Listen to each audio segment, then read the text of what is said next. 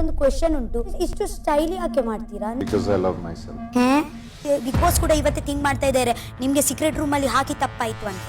ನಿಂದು ಆಟಿಟ್ಯೂಡ್, ನೀನು ಬಿಹೇವ್ ಮಾಡೋ ರೀತಿ, ಮತ್ತೆ ನಿನ್ನ ಒಳ್ಳೇದಕ್ಕೆ ಹೇಳಿದ್ರು ನಿಂದು ಅದೇನು ಹಾ ಹಾ ಹಾ ಹಾ ಯಾಕೆ? ಫುಟೇಜ್ಗೋಸ್ಕರ ಫುಟೇಜ್ ಬೇಕಾ?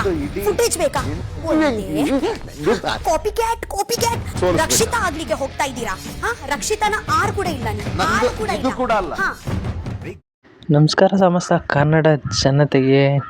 ಒಂದು ಬಿಗ್ ಬಾಸ್ನ ಟ್ವಿಸ್ಟ್ ಇತ್ತು, ಈ ಡಬಲ್ ಎಲಿಮಿನೇಷನ್ ಅಂತ. ಅಂದರೆ ಅದು ಏನಪ್ಪ ಟ್ವಿಸ್ಟ್ ಏನಪ್ಪ ಇತ್ತು ಅಂತಂದರೆ, ಅವರು ಸೀಕ್ರೆಟ್ ರೂಮಿನಲ್ಲಿ ಎಲ್ಲದನ್ನು ಅಂದರೆ ವಿಟಿಲಿ ಅವ್ರವ್ರ ಬಗ್ಗೆ ಏನೇನೆಲ್ಲ ಮಾತಾಡ್ತಾರೆ ಅಂತ ತಿಳ್ಕೊಳೋದೊಂದು ಸೀಕ್ರೆಟ್ ಇತ್ತು. ಆದರೆ ತಿಳ್ಕೊಂಡು ಕೊನೆಗೆ ಮನೆಯವರ ಜೊತೆ ಜಗಳ ಆಗಬೇಕಿತ್ತು. ಲೆಕ್ಕದಲ್ಲಿ ಇಲ್ಲಿ ನಡೀತಾ ಇರೋದೇ ಬೇರೆ ಗೈಸ್.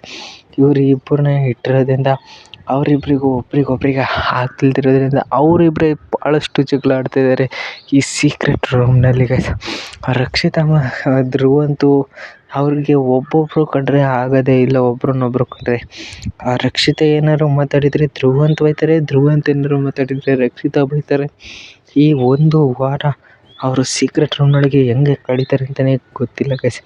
ನೀವೇ ನೋಡ್ದಂಗೆ ಪ್ರೋಮೋದಲ್ಲಿ ಎಷ್ಟೊಂದು ಕಿತ್ತಾಟ ಆಡ್ತಾರೆ, ಆದರೂ ಕೂಡ ರಕ್ಷಿತನ ಡ್ಯಾನ್ಸ್ ಅಂದರೆ ಸಖತ್ತಾಗಿತ್ತು.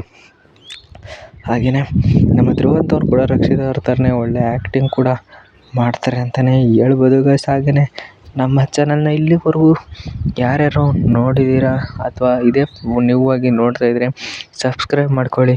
ಹಾಗೆಯೇ ಸಬ್ಸ್ಕ್ರೈಬ್ ಮಾಡ್ತಿಲ್ದವ್ರು ಜಾಸ್ತಿ ಜನ ನೋಡ್ತಿದ್ದೀರಾ, ಪ್ಲೀಸ್ ಸಬ್ಸ್ಕ್ರೈಬ್ ಮಾಡ್ಕೊಳ್ಳಿ ಅಂತ ಹೇಳ್ತಾ ಬಾಯ್.